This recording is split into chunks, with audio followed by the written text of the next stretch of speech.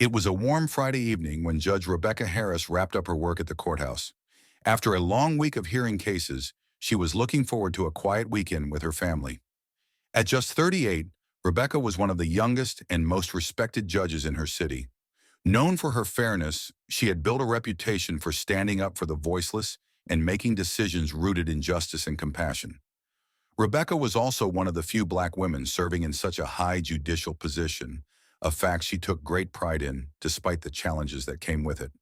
She had faced discrimination throughout her life, from law school to the courtroom, but she always persevered, knowing she was paving the way for future generations. That evening, as Rebecca drove her sleek black sedan through the suburbs, she thought about how far she had come. The neighborhood she passed through wasn't her usual route home, but the streets were quiet and she welcomed the detour. Her mind wandered to her upcoming weekend plans, her son's soccer game, and a long overdue dinner with her husband, Mark. However, her peaceful drive took an unexpected turn when she noticed flashing blue and red lights in her rearview mirror. A police car was tailing her closely, its siren blaring. Rebecca frowned, confused. She knew she wasn't speeding, and her car was well maintained. Slowing down, she pulled over to the side of the road, her heart beginning to race. As the police car came to a stop behind her, a tall, stern-looking white officer stepped out, his hand resting on his holster. He approached her car with deliberate slowness, his eyes narrowed, sizing her up before he even spoke. Rebecca rolled down her window, keeping her hands on the steering wheel, as she had learned to do from countless discussions on racial profiling. "Good evening, officer. Is there a problem?" she asked, her voice calm but firm. The officer, whose name tag read Officer Daniels, ignored her greeting and immediately adopted a condescending tone. "License and registration, ma'am," he demanded without explanation. Rebecca handed over her documents, hoping this would be a quick misunderstanding. But the longer she sat there, the more she felt the sting of something familiar. Discrimination. She knew that look on his face, the subtle shift in his posture, the dismissive way he glanced at her identification. After a few minutes of silent scrutiny, Officer Daniels leaned down and peered into the car. "Where are you headed in such a hurry?" "I'm on my way home," Rebecca replied simply, still not sure why she had been pulled over. "Well, you were swerving back there. I need to make sure you're not driving under the influence," he said, his voice dripping with suspicion. Rebecca's eyebrows furrowed. She hadn't swerved. She hadn't even changed lanes in the past 10 minutes. "Officer, I assure you, I've had nothing to drink, and I'm perfectly sober." But Daniels wasn't interested in her assurances. His eyes scanned the inside of the car as if searching for something incriminating. "Step out of the vehicle," he ordered. Rebecca was taken aback. This was escalating far too quickly. "Is that necessary? I've complied with all your requests." Daniels glared at her, his jaw tightening. "I said, step out of the vehicle, now." With a sigh, Rebecca opened her door and stepped out, aware of the tension building in the air. She stood tall, her years of courtroom experience kicking in, but internally her stomach churned. She knew what was happening. She'd seen it before in the stories of countless black men and women, treated like criminals before they were given a chance to speak.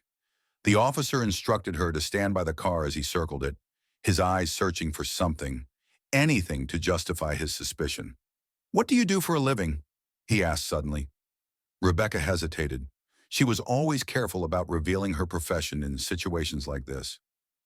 "I work in the legal field," she said vaguely, not wanting to give him more ammunition to turn this into something it wasn't. Daniel smirked, clearly not convinced. "A lawyer, huh? What are you doing driving through this neighborhood then?" Rebecca's patience was wearing thin. "Is there a law against me driving here?" The officer's smirk disappeared, replaced by a stern glare. "Don't get smart with me." As he continued his search, Rebecca knew what was really happening. This wasn't about traffic violations or swerving. This was about power. This was about a white cop trying to assert dominance over a black woman who, in his eyes, didn't belong in a nice car or a suburban neighborhood. Minutes passed, and Rebecca's frustration grew.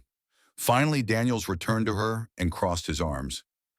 "You're free to go," he said curtly, tossing her license and registration back at her as if he had just lost interest.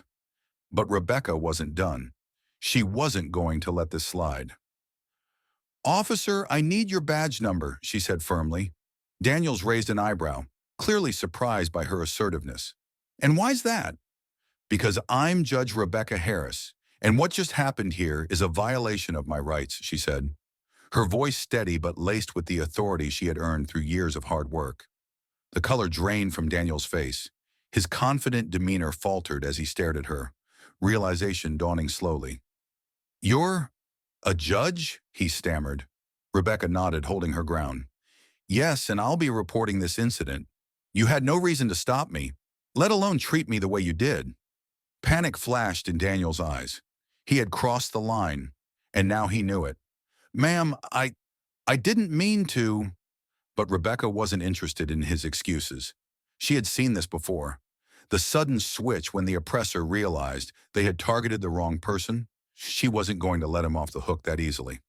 "Next time, I suggest you treat everyone with the respect they deserve," she said, stepping back into her car, "regardless of who they are." As she drove away, Officer Daniels stood frozen on the side of the road, his face pale, knowing that the consequences of his actions were far from over. The days that followed were tense for Officer Daniels.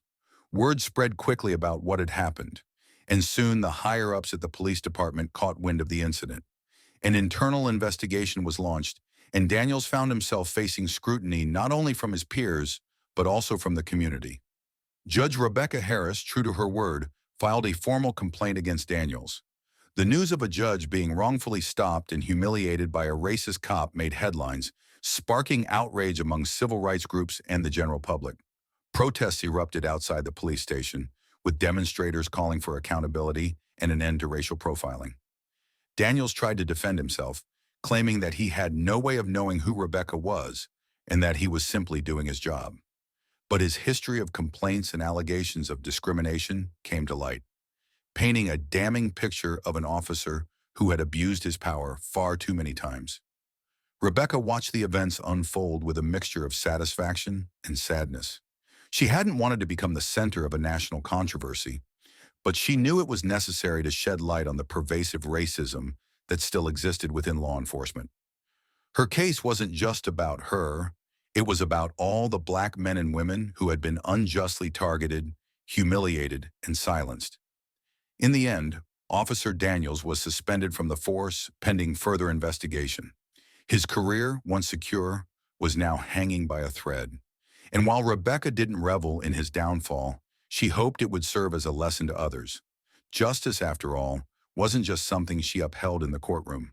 It was something she fought for every day, no matter where she was or who she encountered. And in this case, it was clear that justice had been served.